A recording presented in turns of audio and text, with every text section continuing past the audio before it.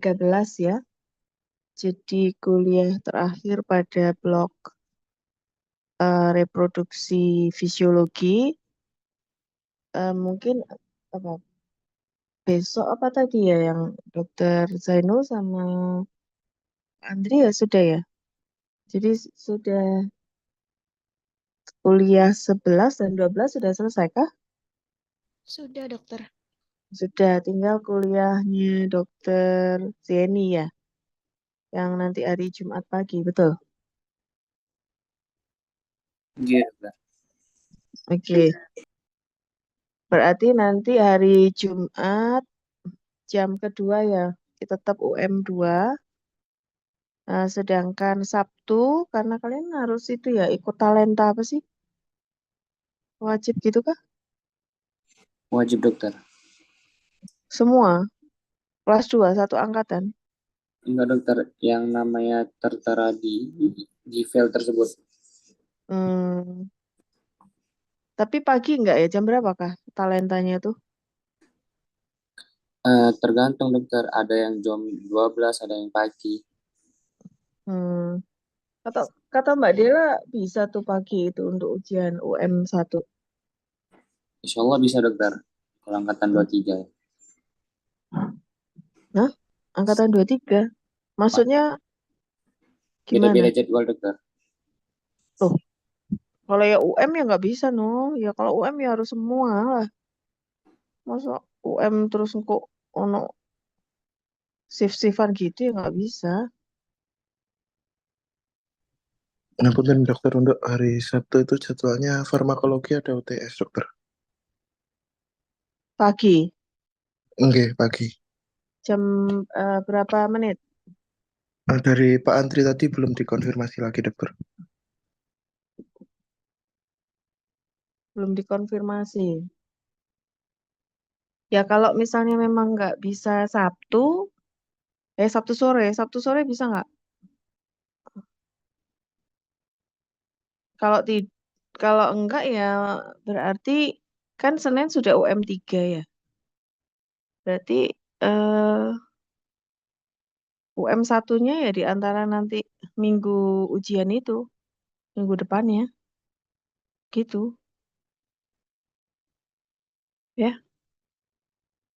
Oke, sekarang kita mulai aja kuliah pada malam hari ini terkait dengan efek bahan alam pada sistem reproduksi wanita ya. Jadi kalau yang kuliah hari ini itu sebenarnya mengenal aja sih, nice to know beberapa herbal atau tanaman ya itu memang berkhasiat sebagai berkhasiat terkait dengan sistem reproduksi wanita ya, dan itu berdasarkan dari evidence base gitu ya, evidence base, dan kemudian dicoba untuk di diteliti gitu, tapi ada yang penelitian masih dalam penelitian dalam in vivo, ataupun ada juga penelitian yang sudah dengan menggunakan sampel atau variabel dari pasien ya atau manusia gitu. Baik, slide yang pertama. Nah, ini efek bahan alam pada sistem reproduksi wanita itu bisa berefek sebagai uterotonik ya. Jadi kalau uterotonik jadi memperkuat uterus gitu ya. Uterorelaksan berarti merelaksasi uterus, ya kan?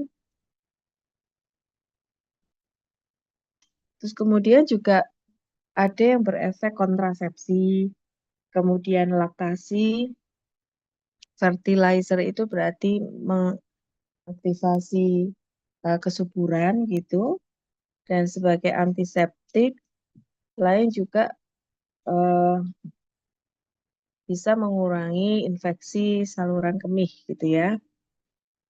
Baik, slide berikutnya. Suara saya jelas apa terputus-putus, Dik? Jelas, Jelas, dokter. Dokter. Oke. Untuk uterotonik yang sudah saya sampaikan tadi itu kan memperkuat uterus ya. Jadi indikasinya bisa menginduksi persalinan gitu ya.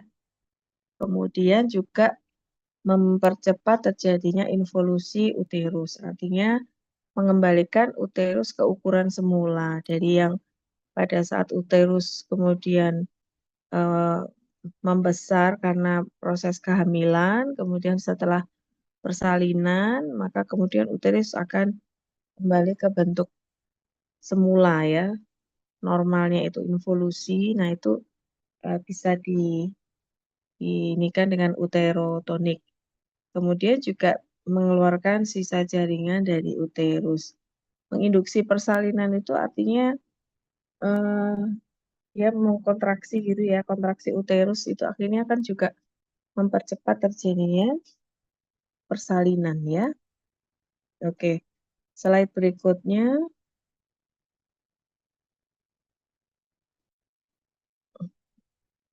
Ini yang sudah dikenal ya ini ya.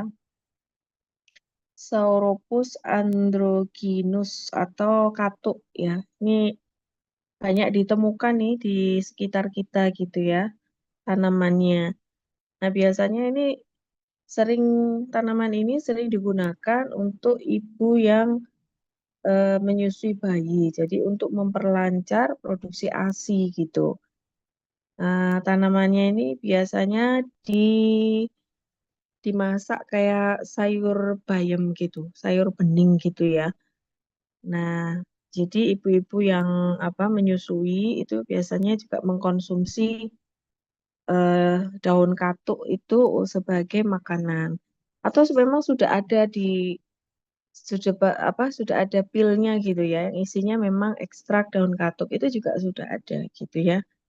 Dan dijual di apotek gitu sudah ada. Jadi kalau malas memasak langsung daun katuk ya udah beli aja gitu pil yang berisi ekstrak daun katuk itu ya.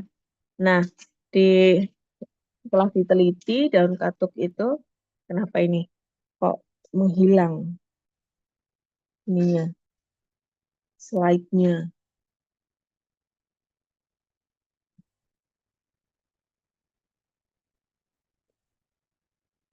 Nah, setelah diteliti maka ternyata pada daun katuk itu ada zat aktif steroid dan polifenol.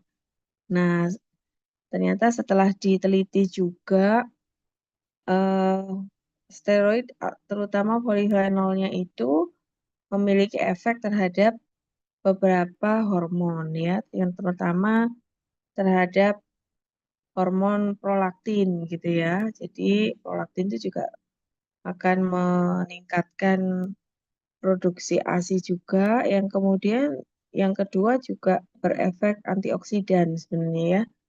Antioksidan sehingga mengurangi terjadinya inflamasi gitu. Terus kemudian juga sebagai eh, mengaktifasi juga hormon oksitosin ya.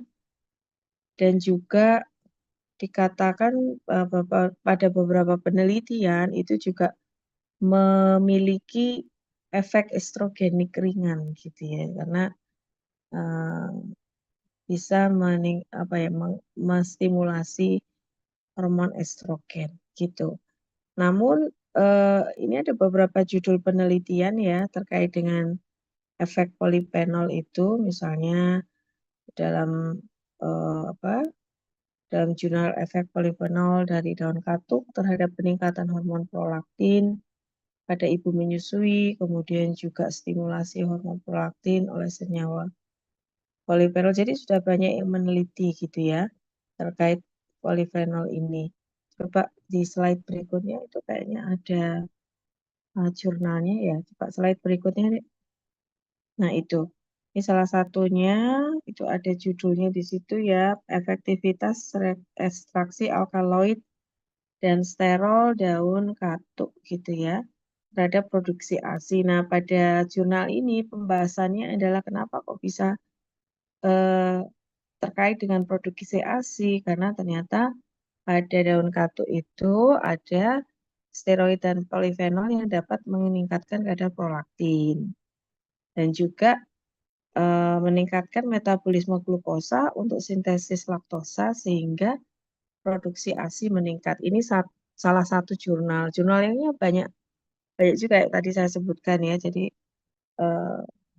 diteliti. Nah ini biasanya ini penelitian ini pada penelitian ini sebentar.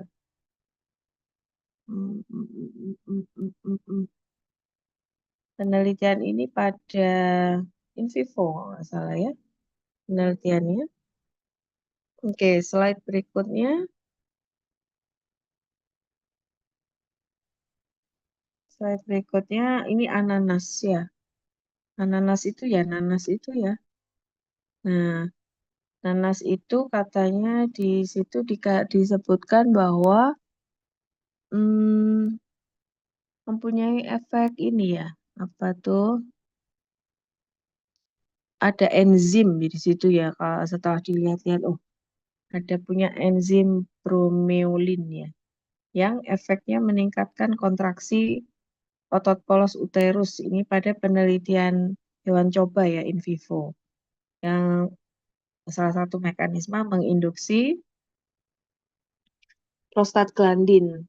Ini masih in vivo, jadi penelitiannya pada mencit ya, mencit yang hamil dan kemudian dilihat pada fetusnya ya. Jadi pada bayi mencitnya itu ternyata efeknya itu teratogenik, itu artinya mempunyai efek yang toksik terhadap janin gitu ya. Nah, kalau pada penelitian yang lain tapi masih masih berkaitan dengan bromeolin pada ananas itu dikatakan bahwa sebenarnya nanas itu mempunyai komposisi yang mengandung beberapa vitamin ya dan mineral seperti vitamin A, kalsium, fosfor, Fe, natrium, dan juga enzim bromeolin. Nah, sebenarnya enzim bromeolin ini merupakan campuran protease sistein yang bisa menghidrolisis protein ya atau proteolisis dan sifatnya tahan terhadap panas gitu. Nah, kalau dibandingkan antara nanas muda dengan nanas yang tua, maka enzim bromeolinnya ini lebih banyak terdapat pada ekstrak nanas muda gitu ya. Nah, dikatakan di jurnal, salah satu jurnal pembahasannya adalah mekanisme dari mekanisme kerja bromeolin dengan mekanisme kerja bromeolin itu berdasarkan jalur prostaglandin, yaitu ada dua kan ya, prostaglandin itu ada prostaglandin proinflamasi dan antiinflamasi. Kalau yang prostaglandin proinflamasi itu PGE2 dan PGF2. Kalau yang antiinflamasi PGE1. Nah, kalau yang proinflamasi dia melakukan stimulasi peradangan sehingga terjadi inflamasi, kemudian agregasi trombosit dan vasokonstriksi. Sedangkan kalau antiinflamasi ya berarti mekanisme kerjanya berlawanan, gitu ya. Nah, jadi prostaglandin ini tidak hanya mempunyai efek pada kontraksi uterus saat kehamilan dan persalinan, tapi juga memberikan efek terhadap kontraksi uterus pada wanita yang tidak hamil gitu ya. Seperti itu. Nah, kalau pada saat ovulasi itu kan kandungan progesteron meningkat dan kemudian menstimulasi pengeluaran prostaglandin dari endometrium dan juga menstimulasi kontraksi miometrium sehingga enzim bromeolin ini juga memiliki pengaruh menstimulasi kontraksi dari uterus gitu ya. Ini penelitiannya masih masih apa namanya, masih kalau yang di sini nih in vivo, tapi yang saya sampaikan ke kalian itu juga ada yang sudah meneliti di ibu hamil. Jadi judul penelitiannya pengaruh pemberian jus nanas gitu ya. Jadi ananas komosus terhadap percepatan penurunan tinggi fundus uterus pada ibu nifas ya di Palembang gitu. Jadi ternyata peneliti ini mau membandingkan benar nggak sih enzim bromil atau kalau ibu hamil atau postpartum ya diberikan jus nanas gitu ya dengan yang eh, tidak diberikan jus nanas tuh bagaimana involusi uterusnya gitu.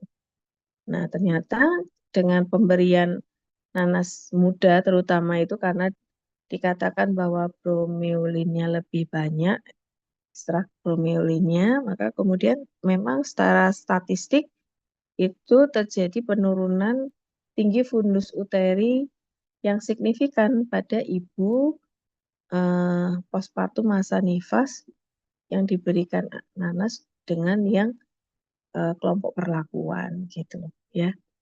Jadi memang mempengaruhi kontraksi uterus sehingga mempercepat involusi uterus ya.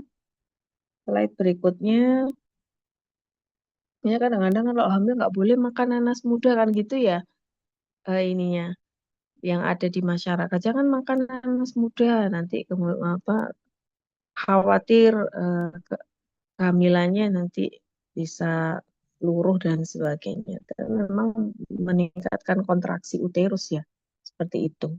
Ya, terus apa ini? Kina ya, kina. Kina ini zat aktifnya alkaloid.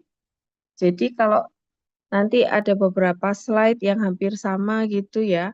Kemudian zat aktifnya itu alkaloid, steroid, terpenoid itu pasti rasanya pahit gitu ya. Yang loid itu eh, pasti pahit ya. Apakah di kina, apakah di apalagi itu ya obat malaria itu nimba ya, azadirachta indica itu kandungan terpenoid, alkaloidnya tinggi. Jadi tanamannya itu pahit gitu. Nah, ternyata alkaloid eh, ini mempunyai efek juga meningkatkan kontraksi uterus pada otot polos gitu ya. Kalau kita lihat bagaimana sih apa namanya tuh terkait alkaloid gitu ya. Alkaloid ini kan nggak hanya ada di Cina ya, tapi di berbagai macam tanaman juga banyak yang mengandung alkaloid gitu. Nah, apa namanya?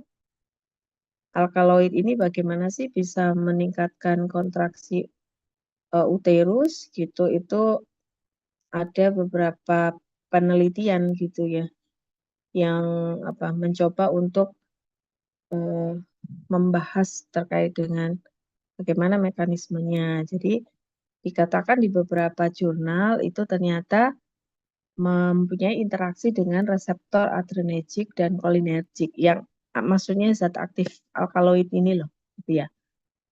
Jadi alkaloid kolinergik, jadi beberapa alkaloid itu sebagai reseptor kolinergik dan dapat merangsang atau mengaktifasi otot polos uterus melalui reseptor muskarinis gitu.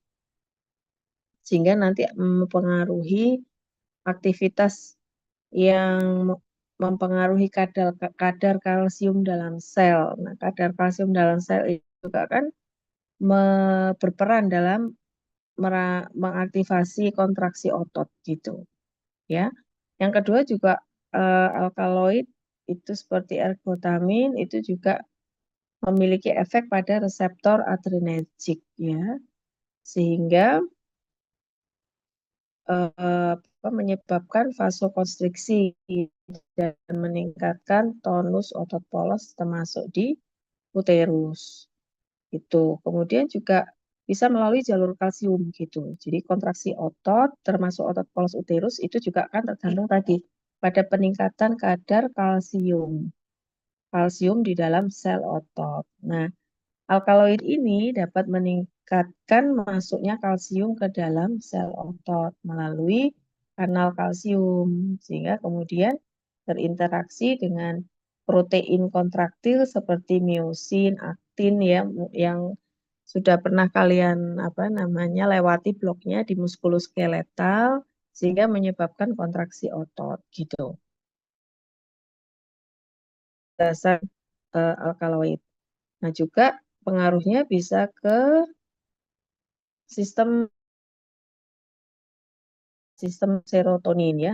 Itu kan berarti di sistem saraf ya.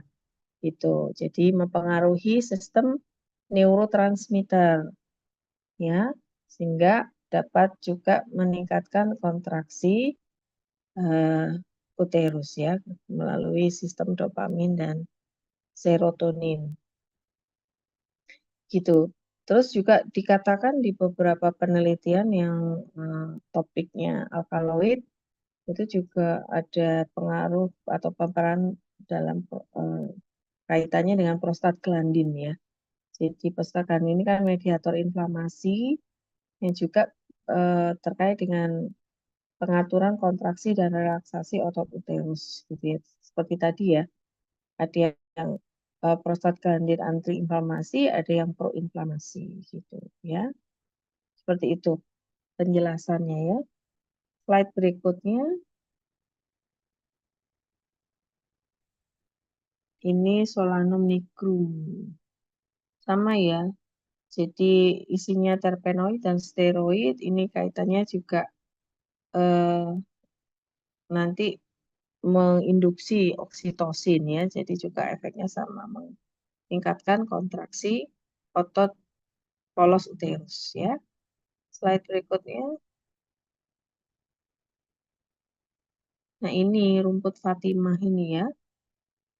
Jadi rumput Fatimah ini sangat familiar ya, familiar di masyarakat Indonesia gitu ya. Memang rumput Fatimah ini biasanya dibawa ketika jamaah haji gitu ya. Jamaah haji pergi pada saat musim haji, kemudian pulang biasanya terus membawa rumput Fatimah. Rumput Fatimah ini kering ya, kayak apa ya?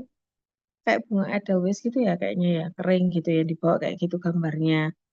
Nah, nanti kalau ini kering tuh udah ya kering gitu aja, tapi kalau mau digunakan itu direndam gitu, direndam di air gitu ya. Nah, memang sama tadi ya terpenoid dan steroid, alkaloid itu sama ya seperti saya sampaikan tadi mekanismenya seperti itu ya, jadi meningkatkan beberapa jalur gitu ya sehingga kemudian berefek pada kontraksi otot polos uterus gitu. Saya sendiri pernah pernah mengalami hal tersebut ya. Jadi pada saat hamil anak pertama itu ya, itu waktu itu apa, sudah diperiksa oleh dokter letaknya tuh sungsang gitu. Jadi mau direncanakan untuk seksiu gitu ya. Terus kemudian saya itu merendam itu rumput Fatimah gitu, merendam rumput Fatimah. Terus kemudian ya direndam terus beliaunya sholat tahajud ya, doa gitu. Sebenarnya saya diminta untuk coba sih diminum gitu.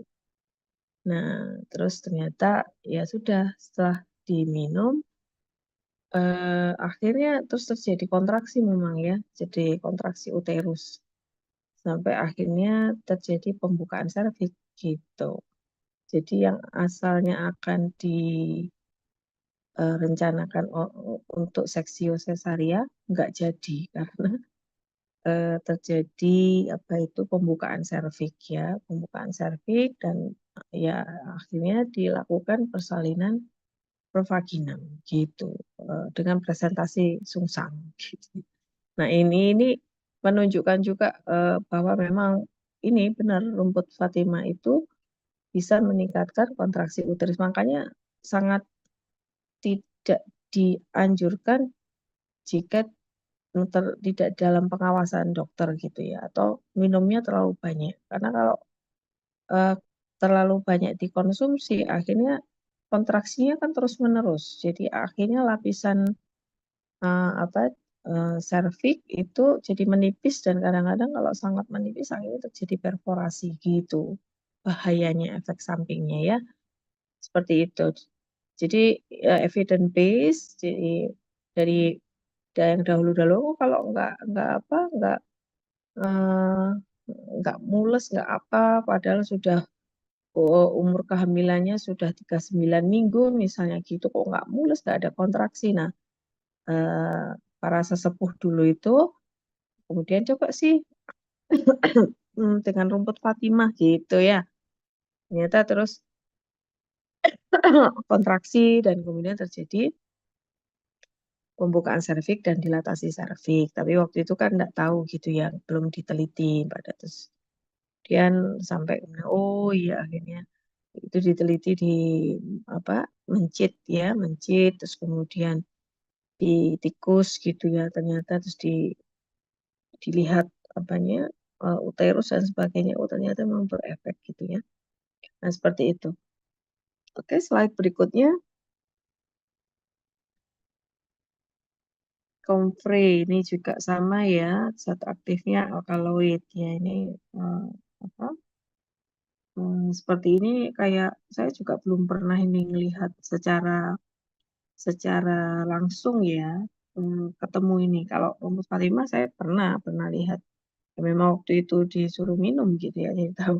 Jadi kalau diminum itu mengembang gitu loh, rumputnya itu jadi mengembang. Tapi kalau enggak, jadi ya sudah kering kayak tumbuhan yang kering gitu. Kalau yang ini nggak tahu saya, maksudnya dari gambar aja ya, tapi saya belum pernah melihat secara langsung. Mungkin mungkin ada, tapi saya nggak tahu kalau itu comfrey ya. Ini sama kandungannya zat alkaloid. Oke, lanjut. Yang sekarang adalah uterolaksan, jadi merelaksasi uterus ya. Jadi ini penting untuk misalnya pada gangguan menstruasi, jadi ada dyspareunia yang nyeri ketika menstruasi, jadi bisa mengurangi terjadinya kram atau nyeri menstruasi dan juga mencegah terjadinya aborsi ya. Yuk, lanjut. Nah, ini ada beberapa tanaman, ada Atropa belladonna, terus kemudian ada Papaver somniferum, dan Pseudomestica. Kita lihat dulu ya, Atropa belladonna ini juga obat-obatan selain untuk uterorelaksa juga terkait dengan untuk hipertensi juga bisa ya. Oke, slide berikutnya. Nih ya, Atropa belladonna seperti ini. Jadi kalau di sini dikatakan ini sudah ada bentuk obatnya gitu ya. Sudah diekstrak, sudah diisolasi. Jadi kalau dari evidence base gitu ya. Jadi misalnya contohnya tadi rumput Fatimah gitu, evidence base bahwa dia bisa sebagai untuk peningkatan kontraksi otot polos uterus ya kan. Nah, tapi belum ada atau mungkin sudah ada sekarang ya, tapi sampai obatnya gitu itu memang memerlukan penelitian yang panjang ya, bisa 20 tahun, 30 tahun gitu. Jadi diekstrak sehingga misalnya di rumput Fatimah itu ada alkaloid gitu kan.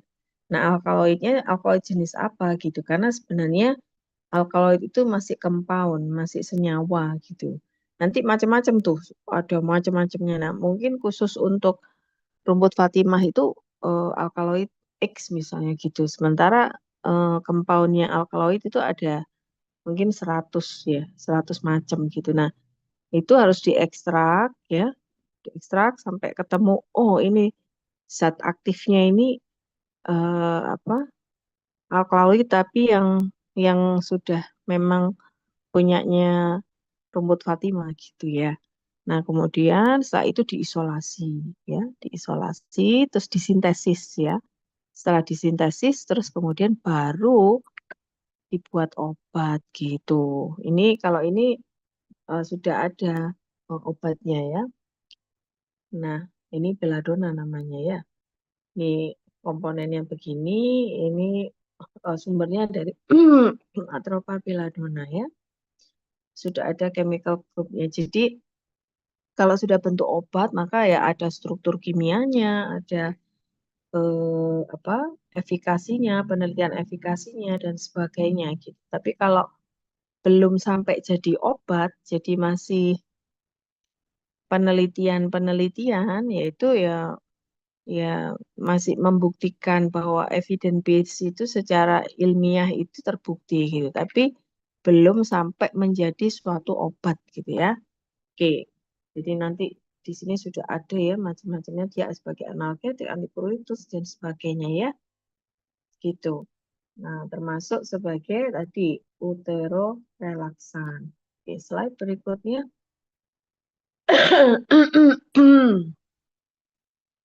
Ini yang Papaver somniferum ya, tumbuhannya seperti ini.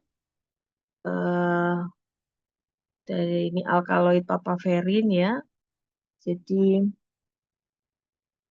alkaloid tadi ada macam-macam kan ya. Ini jenisnya alkaloid papaverin ya. Terus bisa sebagai antispasmodik gitu dan uterorelaksan. Jadi antispasmodik itu untuk mengurangi kayak misalnya peristaltik ya, peristaltik pada usus gitu ya, pada usus halus. Jadi kalau orang yang sedang diare itu, nah itu kan peristaltiknya jadi lebih cepat karena dia terjadi diare. Nah kemudian antispasmodik itu mengurangi peristaltiknya itu sehingga kemudian diarenya akan berkurang gitu, seperti itu. Atau misalnya kolik ya. Jadi ada misalnya kolik abdomen gitu. Jadi nyeri sekali pada abdomen gitu ya. Nggak tahu di intestinal, di gastrointestinal atau di mana, tapi yang jelas nyerinya sangat gitu sehingga pasiennya benar-benar sangat terganggu gitu ya. Nah, itu bisa diberikan antispasmodik gitu ya. Antispasmodik itu jadi antispasme, jadi di dihentikan, bukan dihentikan ya, diperlambat gitu ya. Sehingga eh, kalau terjadi kolik itu berkurang gitu rasa nyerinya. Atau kalau terjadi diare ya berarti mengurangi diare itu karena peristaltiknya diturunkan gitu ya, diperlambat gitu. Oke, slide berikutnya adalah kurkuma domestika. Kurkuma domestika ini banyak ya lo itu lo kayak apa sih kunir ya, kurkuma domestika ya. Jadi kunyit ya. Kalau yang ini banyak itu sudah ada obatnya ya, jadi dalam bentuk kapsul gitu. Biasanya digunakan juga sebagai imunostimulan ya. Selain uterorelaksan, antispasmodik gitu ya. Ini juga digunakan sebagai imunostimulan. Isinya flavonoid ya. Flavonoid itu banyak juga. Kalau flavonoid itu compound juga ya. Nah, di sini sifatnya sebagai NSAID, jadi untuk antiinflamasi. Jadi flavonoid itu sebagian besar sifatnya atau memiliki efek antioksidan gitu ya. Antioksidan sehingga bisa menurunkan radikal bebas gitu kan. Nah, di samping antispasmodik, uterorelaksan, kurkuma tadi sudah saya sampaikan sebagai imunostimulan. Jadi meningkatkan sistem imun kita, meningkatkan sistem imun, jadi sebagai ajuvan gitu ya. Nah, pada kasus-kasus misalnya pada orang yang enzim di heparnya SGOT, SGPT-nya meningkat gitu ya.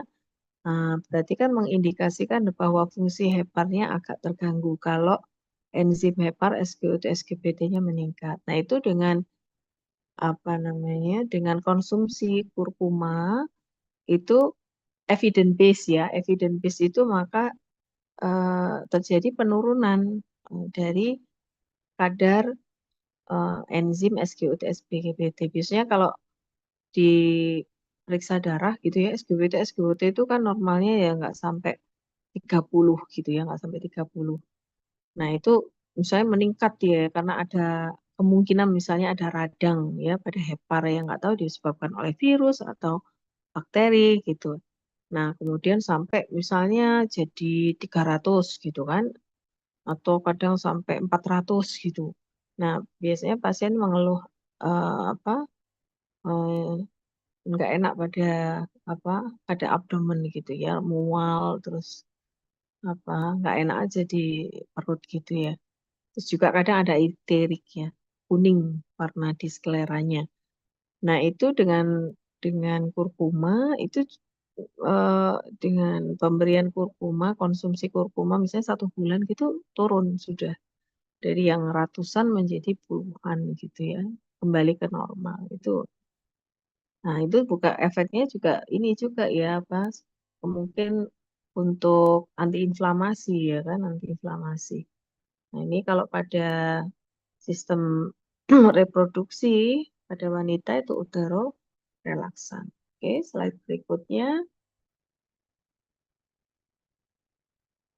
Nah, ini ramuan ya. Ramuan untuk yang nyeri menstruasi, dysmenarche. Ini kalau mau coba, barangkali ada di antara kalian yang punya riwayat atau sering dysmenarche, boleh dicoba ini ya. Nah, dicoba aja. Tapi ya nyari ini kuncup cengkeh, asam kawa, nah itu yang susah ya. Kalau biji pala mungkin ada ya. Coba beli di pasar gitu ya yang asam kawa gitu ya. Dicoba. Tapi ini ramuan gitu. Ramuan itu kan berarti dari warisan nenek moyang gitu ya. Dan memang secara evidence base sekali lagi itu apa terbukti gitu ya. Nah, dicoba boleh eh, kalau diteliti ya tadi sudah ada penelitian in vivo ya masih ya. Seperti itu. Yuk, slide berikutnya.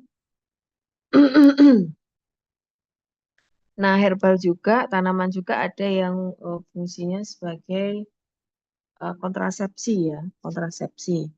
Contohnya pada pare. Pare yang pahit itu yang biasanya untuk siomay itu ya. Siomay kan biasanya parenya ya. Kunyit tadi ya kurkuma domestika, terus kacang ercis, kembang sepatu ya. Terus pacing dan kamunah ini beberapa mungkin ada juga beberapa yang herbal yang lain ya, yang mungkin belum belum sempat di ditaruh di PPT ini ya. Jadi ini sementara ya yang bisa kita dapatkan gitu. Oke, slide berikutnya.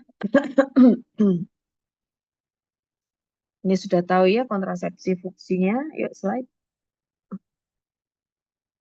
Ini pare ya, kalian sudah apa? Sudah mengenalnya ya. Mungkin banyak yang suka juga gitu ya. Pare gitu. Jadi isinya flavonoid ya. Flavonoid itu antioksidan. Nah, pada terkait dengan kontrasepsi, maka flavonoid di sini menghambat enzim aromatase. Jadi kan kalau kalian kan sudah apa? Sudah memahami terkait dengan sintesis apa tuh biosintesis ya hormon reproduksi. Nah, itu kan aromatase itu enzim untuk mengkonversi androgen menjadi estrogen. Nah, itu dihambat sehingga akhirnya estrogennya kan tidak terbentuk gitu. Sehingga akibatnya ya karena estrogennya tidak terbentuk maka efek untuk apa namanya terjadinya pematangan folikel ya itu juga terhambat, ya kan? Oke, slide berikutnya ini kunyit ya, kurkuma sama ya kunyit. Nah, pada kunyit itu ada terpen dan minyak atsiri gitu. Terpenoid ini maksudnya ya. Nah, minyak atsiri. Nah, di beberapa jurnal disampaikan bahwa minyak atsiri itu bisa menggumpalkan, maksudnya di sini mengurangi motilitas dari sperma ya, dan survival spermanya. Jadi kemampuan hidup sperma di dalam apa namanya ketika sudah diejakulasikan itu berapa jam atau berapa hari? Hidupnya sperma itu berapa lama, Dik?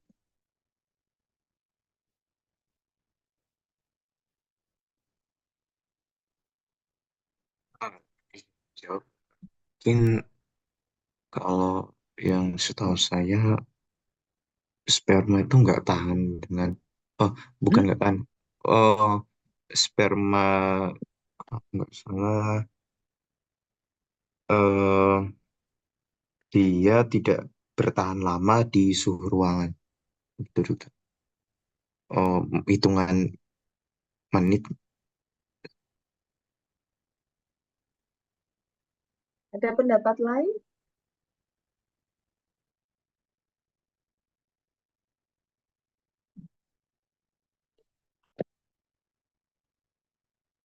Ada pendapat lain?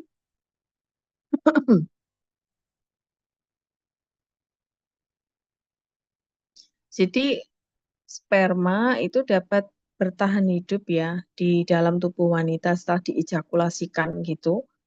Itu 3 harian ya, 3 harian, 3 sampai 5 ada yang seperti itu.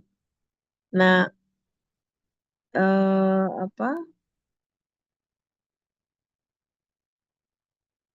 faktor-faktor yang mempengaruhi apa gitu ya? Faktor-faktor yang mempengaruhi ya banyak seperti kualitas spermanya gitu ya kan. Jadi kemampuan motilitasnya, terus morfologinya gitu ya. Terus kemudian juga lendir atau lendir pada serviks ya, mukus pada serviks itu ya. Nah, kalau mukusnya mukus apa lendir serviksnya itu encer, jernih gitu itu kan memberikan nutrisi kan pada sperma ya. Tapi kalau misalnya lendirnya itu tebal gitu ya, itu kan menghambat pergerakan sperma. Jadi dia nggak bisa bertahan hidup lama karena nggak nyampe-nyampe gitu ya. Atau misalnya lebih asam tuh, pH vaginanya lebih asam gitu ya. Maka juga tidak menguntungkan bagi sperma untuk bisa hidup lebih lama gitu. Dan juga suhu kondisi yang lainnya gitu ya. Jadi memang kalau dalam keadaan yang normal gitu bisa sampai 3 hari gitu ya. Makanya kadang-kadang bisa ditemukan juga ya kalau misalnya pada apa namanya kasus-kasus ya, kasus-kasus misalnya kasus-kasus apa diperkosa terus meninggal gitu kan, ya kan, diperkosa meninggal atau kayak kan ada ya kasus seperti itu, kemudian dari ahli forensik dia akan mengetahui apakah ada perkosaan dan sebagainya dilihat dari apa tuh penetrasi jejasnya, penetrasi sperma dan juga adanya sperma gitu. Kalau misalnya laporannya itu masih dari periode itu loh. Jadi sehari, 2 hari, 3 hari itu masih bisa ditemukan spermanya gitu. Ya, seperti itu.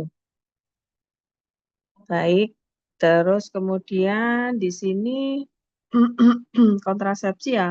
Jadi dia fungsinya hampir sama kayak ini, kayak kontrasepsi hormonal ya. Karena kontrasepsi hormonal salah satunya adalah menghambat pergerakan sperma karena lendir serviknya menjadi lebih kental gitu sehingga menghambat gerakan sperma gitu ya. Oke, terus slide berikutnya selain kurkuma ini ada kacang ercis. Nah, ini kan biasanya di ini ya ada di masakan sop itu ya, ya. Nggak tahu kalau kalian ini kadang ada sop yang sayur sop itu loh, Dek, yang dikasih kacang ercis gitu itu atau kacang ercis sih biasanya di koloke ya. Iya, ada kacang ercis yang kadang-kadang ya masakan koloke atau kalau yang biasa sih kayak di sop gitu ya. Atau yang lainnya mungkin capcay dan sebagainya gitu ya. Nah, senyawanya ini diteliti ada silohidroksiquinon gitu ya. Nah, ini juga senyawa antifertilitas non-steroid ya, sama menghalangi aktivitas spermatozoa, maksudnya motilitasnya, gerakannya ya. Slide berikutnya, apalagi nih yang bisa sebagai kontrasepsi. Slide berikutnya, ada kendala kah di slide?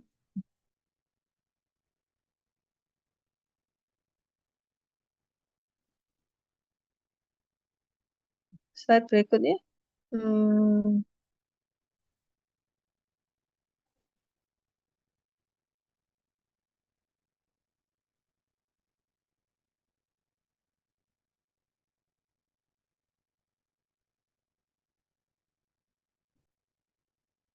ini slide-nya nggak bisa slide-nya nggak bisa ini ya, Dik. Ada kendala kah?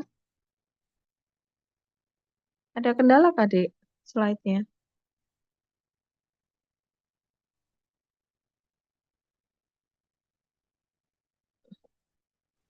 Maaf dokter, barusan sinyalnya hilang. Oh, alah. Iya, wis. Oke. Kita teruskan ya ke slide berikutnya ya.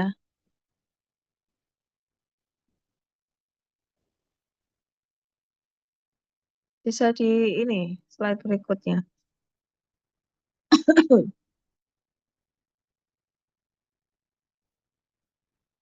Ya, jadi kembang sepatu gitu ya. Ini kan banyak ya di sekitar kita itu ternyata memiliki sifat antiestrogenik ya. Jadi namanya antiestrogenik ya berarti fungsinya berlawanan dengan estrogen gitu ya.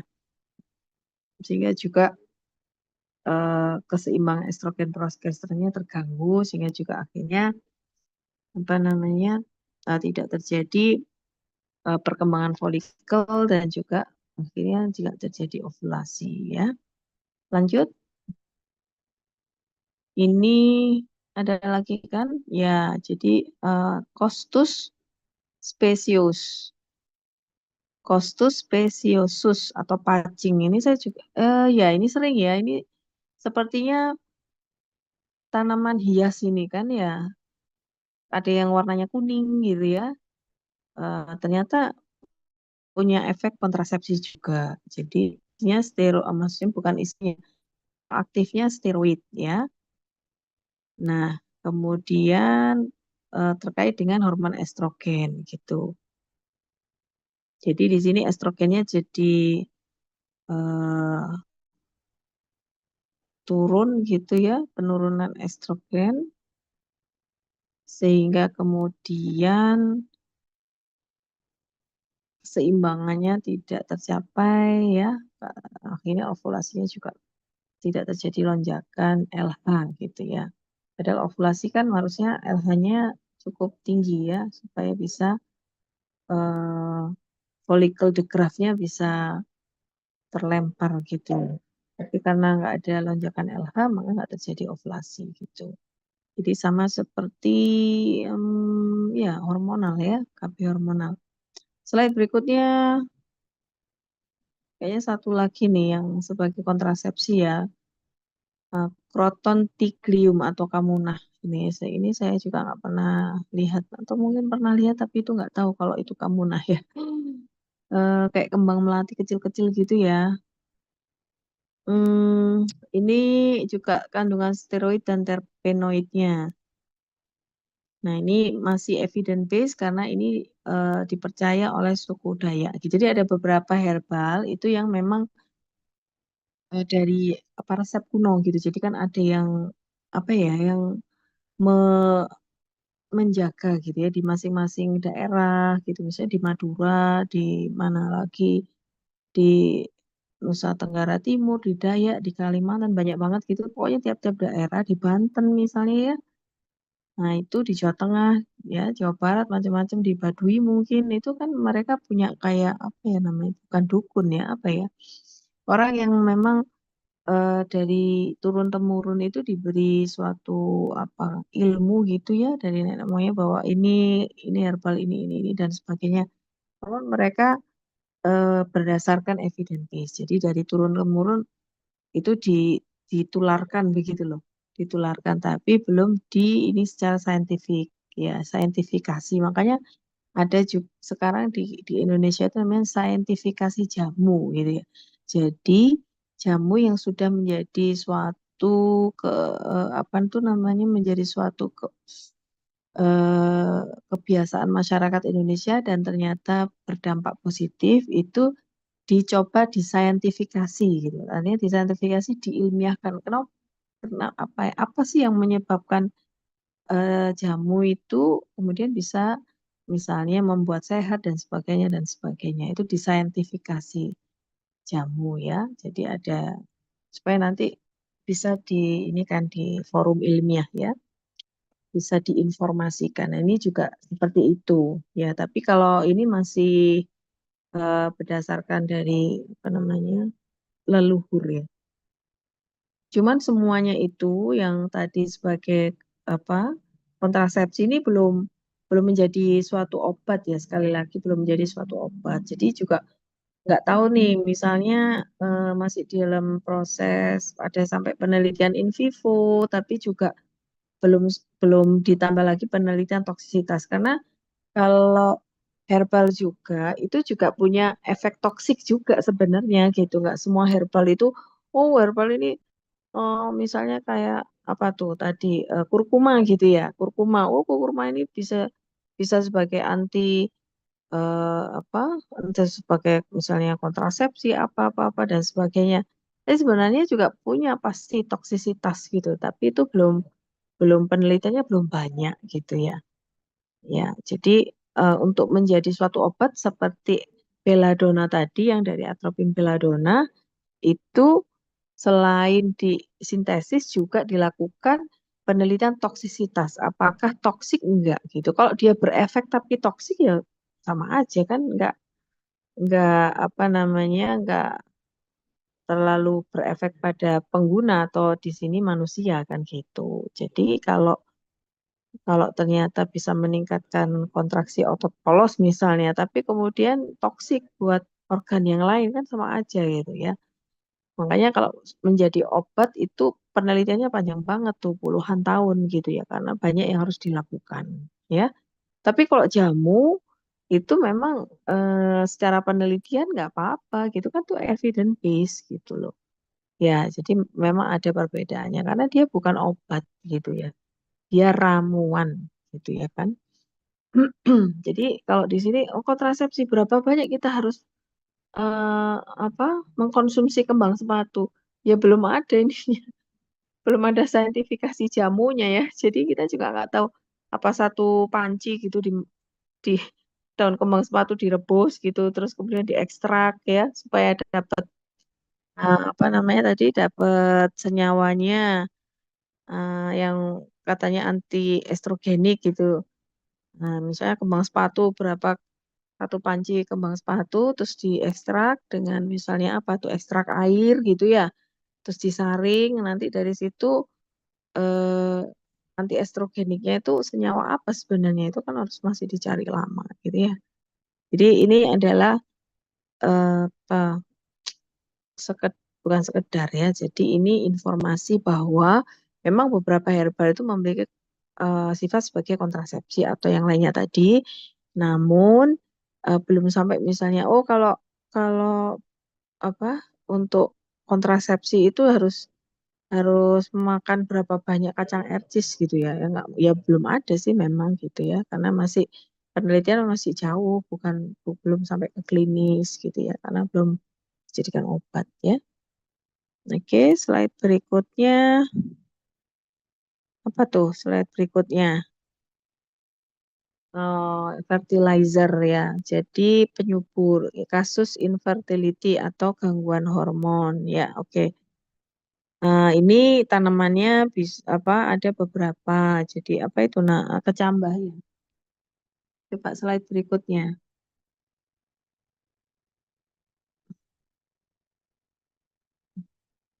Slide berikutnya.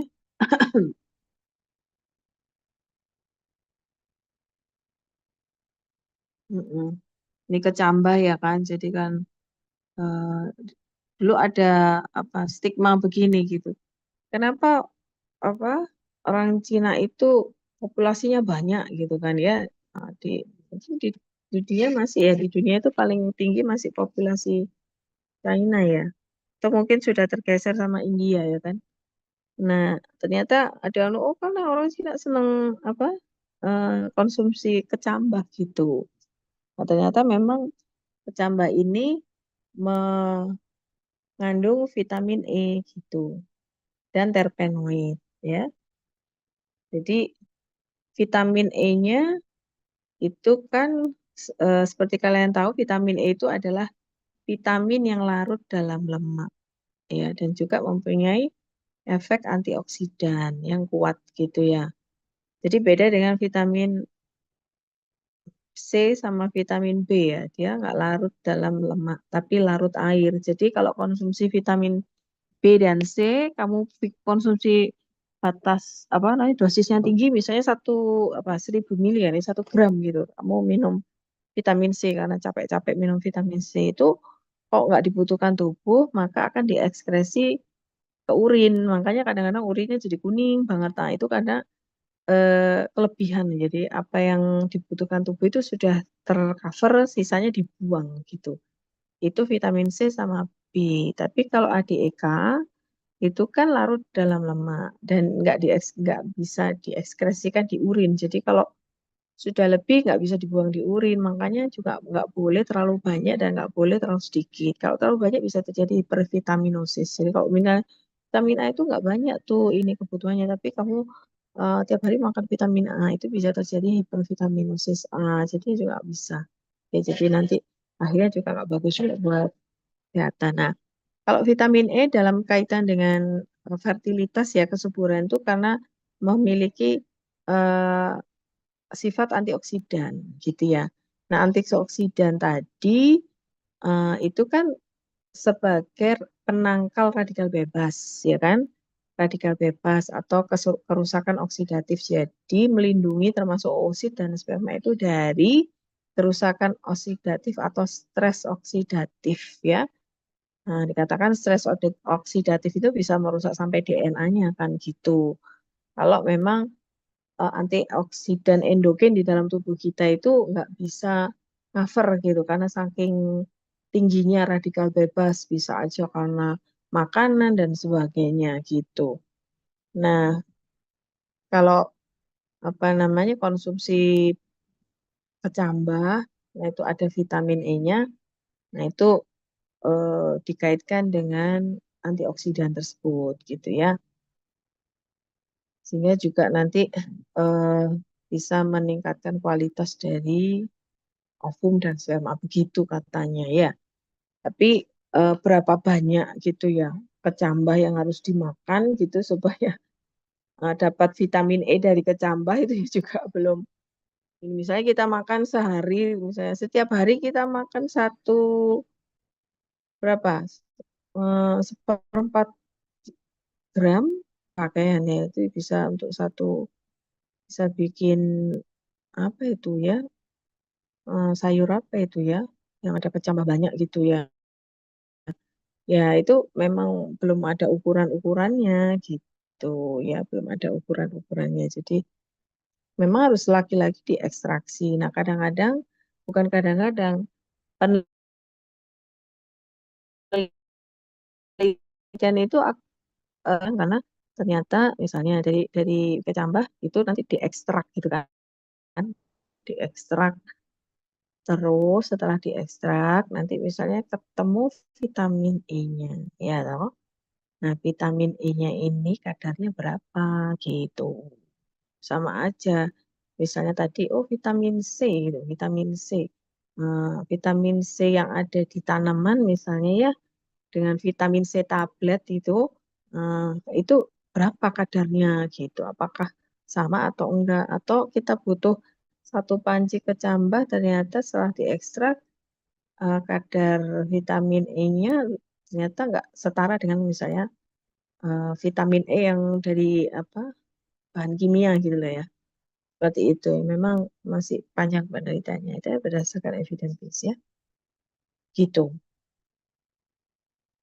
Oke, slide berikutnya. Kecambah. Terus apa lagi slide berikutnya yang bisa meningkatkan fertilitas ini Mangifera foetida ya atau pakel. Ini buahnya seperti ini, tanamannya seperti itu. Jadi ini adalah cuma info aja kalau bisa digunakan sebagai penyubur gitu ya, fertilizer ya. Tapi bagaimananya ini belum ada ya. Ya sekedar evidence base. Oke, slide.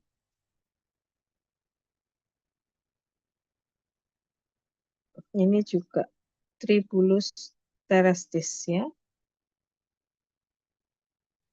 Jadi dikatakan bahwa pada tanaman ini itu terdapat protodisin dan DHEA yang pada proses biosintesis itu membentuk testosteron dan estrogen sehingga eh, diasumsikan itu bisa sebagai fertilitas ya, meningkatkan fertilitas gitu ya.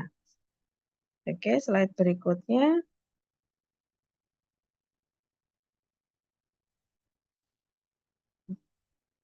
Jahe. Ya, jahe ini banyak ya di kita dan biasanya digunakan sebagai minuman, sebagai campuran dari masakan gitu ya, atau kadang dibikin jus jahe gitu. Oh, no, paling jus jahe adalah kayaknya ya, atau apa ya? Yang sekarang ini tuh infus jahe, infus mungkin ya, enggak ya? Kayaknya infus itu saya pernah lihat infus. Jadi jahe tambah timun tambah kok melon sih, lemon tambah apalagi tambah apalagi macam-macam terus ditaruh dalam suatu air. Itu namanya kan infus ya, infus water tapi isinya jahe dan sebagainya. Mungkin ada itu mungkin ya. Oh ini macam-macamnya digerus dan sebagainya. Nah, ini juga masih evidence base ya. Jadi belum belum ada sampai kemudian untuk terjadi meningkatkan kesuburan itu harus konsumsi berapa banyak dan apakah sudah ada uh, sintetisnya ya dari jahe ini dari kurkuma ya sebagai ini ya maksudnya sebagai fertilizer kalau yang sebagai stimulan imunostimulan banyak gitu ya jahe dan jahe ini sebenarnya ada loh di Al-Qur'an ya katanya di Quran itu salah satu tanaman atau salah satu ya yang di surga itu jahe gitu, ginger ya kan. Nah, coba kalian nanti buka Quran gitu. Jadi katakan di surga itu kan banyak tanaman gitu itu disebut itu jahe. Jadi ya kita yang harus apa namanya untuk meneliti sebenarnya yang dimaksud Allah itu apa ya kok sampai ada di surga gitu tanaman ini gitu. Berarti kan banyak nih efeknya. Cuman kita belum sampai meneliti secara apa, secara mendalam gitu ya. Ini bisa dijadikan penelitian ya. Tapi harus dilihat dulu. Mungkin penelitiannya sudah banyak, tapi kita yang belum apa namanya mengakses gitu. Karena kadang-kadang kita nggak, saya belum butuh itu, jadi kita nggak tahu informasi. Nanti kalau itu dijadikan skripsi baru kita nyari-nyari gitu ya. Ternyata sudah sampai banyak gitu kayak jintan hitam itu loh, ya. Nah itu kan juga ternyata sudah penelitiannya sudah sampai advance ya. Udah habis lah jintan hitam itu diteliti sebagai apapun gitu ya. Ya, slide berikutnya. Antiseptik ya. Ini antiseptik itu sebagai anti fungi, anti bakteri, dan juga antiviral. Oke, slide berikutnya.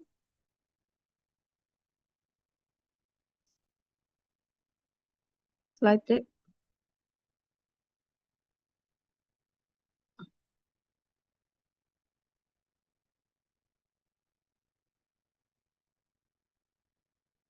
Ya, jadi tanamannya ada sirih atau piper beetle, cengkeh ayam, celosia cristata, dan chamomile. Ini bunga chamomile.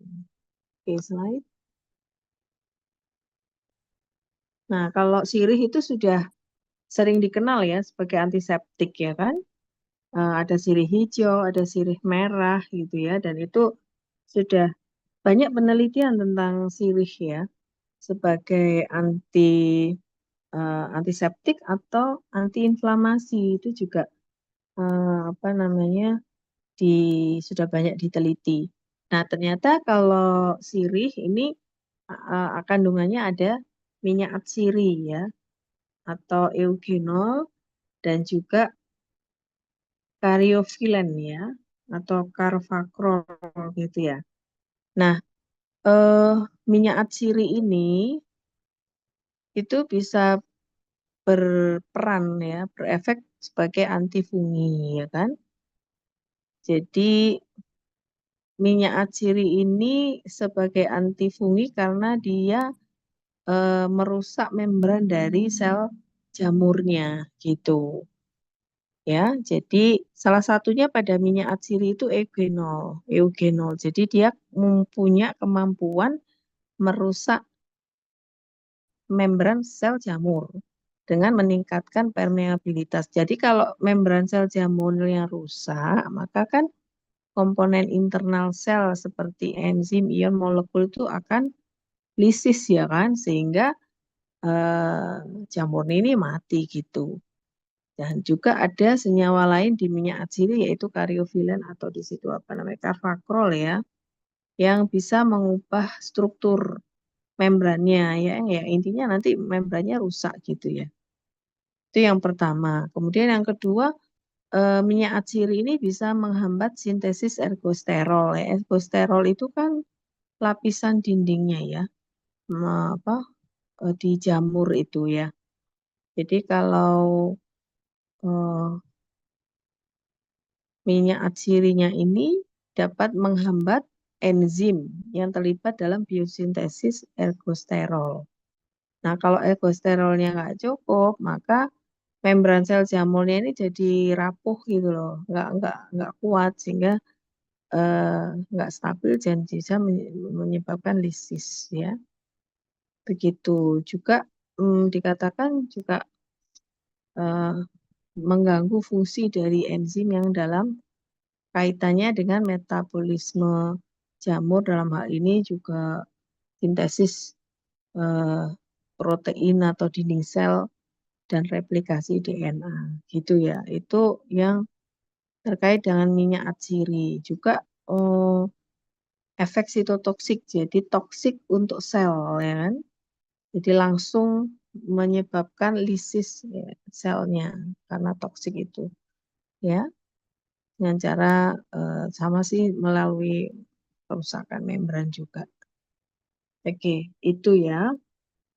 Terus jadi minyak atsiri kan biasa digunakan kalau misalnya antiinfeksi misalnya terjadi apa itu kalau pada sistem reproduksi wanita biasanya karena misalnya flor albus ya keputihan yang banyak gitu ya terus kemudian kok terasa gatal karena eh, normalnya flor albus itu kan tidak berubah warna, tidak bau dan tidak gatal gitu ya. Jadi kalau warnanya jernih, nggak bau, nggak gatal tuh normal gitu. Kalau jumlahnya banyak ya nggak masalah. Tapi kalau sudah warnanya berubah, jadi misalnya sekretnya jadi kuning atau kehijauan itu udah pasti bukan sesuatu yang normal. Atau misalnya ditambah dengan bau, ditambah juga dengan gatal itu sudah pasti ada infeksinya. Biasanya kalau seperti itu infeksi jamur yang sering ya. Apalagi tidak disertai nyeri gitu ya, nggak sertai nyeri tapi sekret vaginanya misalnya berubah warnanya, kemudian berbau dan juga gatal. Itu biasanya fungus ya, penyebabnya gitu. Namun ada juga kan yang eh, penyebabnya seperti protozoa ya, Trichomonas vaginalis itu juga bisa gitu. Nah, itu sekretnya seperti bukan jernih ya, tapi seperti susu putih gitu dan berbusa dan berbau juga gitu. Itu memang mengindikasikan ya indikator adanya infeksi, apakah itu infeksi fungus, infeksi parasit atau eh, bakteri gitu kan. Ya, yang sering adalah Candida albicans ya ini ada beberapa bakteri ini Haemophilus influenza, Staphylococcus aureus, dan Hemolyticus juga ya. Oke, slide berikutnya. Slide berikutnya ini jengger ayam ya. Seperti ini sering kalian temui juga mungkin di daerah Batu ya.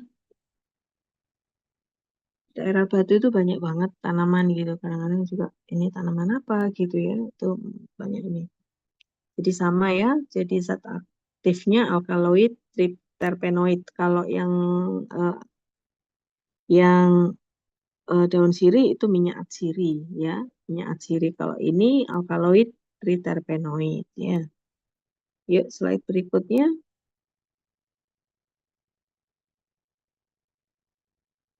Chamomile. Nah, ini kan bunga kan ya.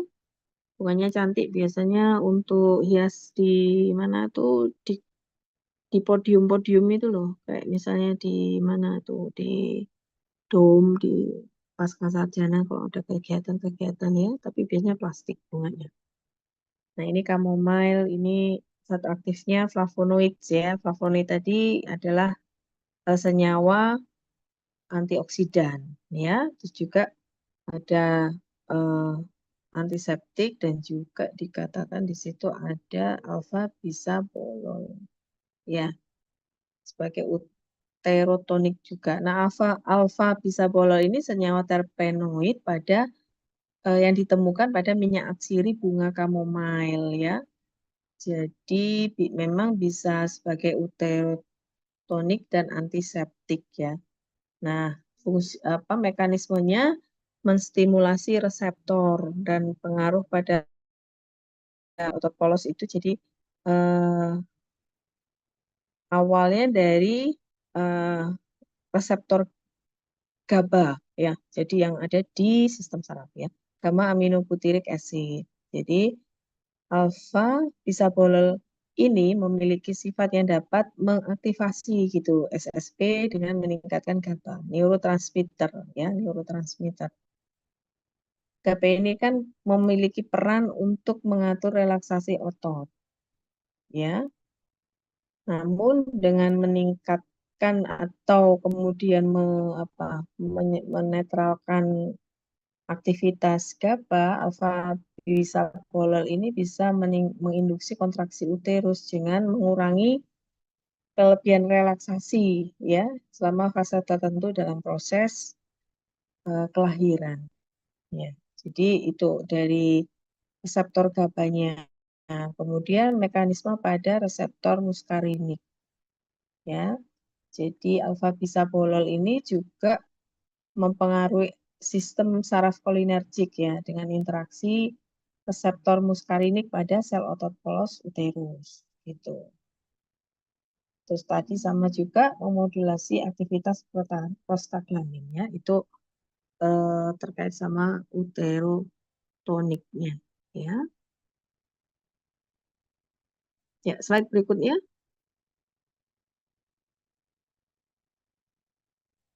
Oh, ini ramuan keputihan ya, Flora Nobis.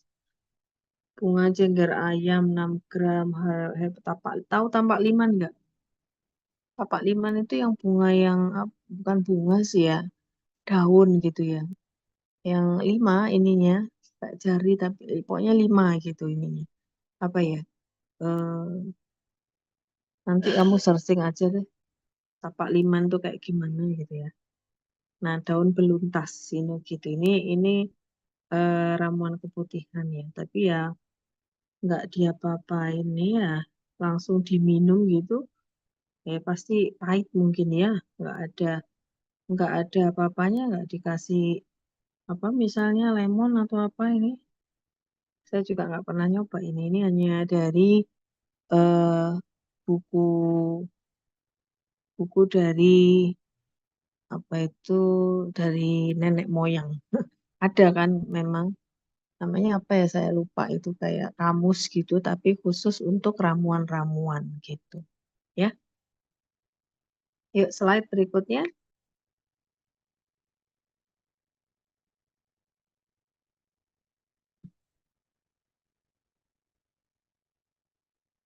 Sudah habis kah? Sudah slide terakhir, dokter. Sudah ya. Nah, ya oke. Berarti untuk kuliah apa? Kuliah ke-13 berarti sudah selesai. Ini jadi untuk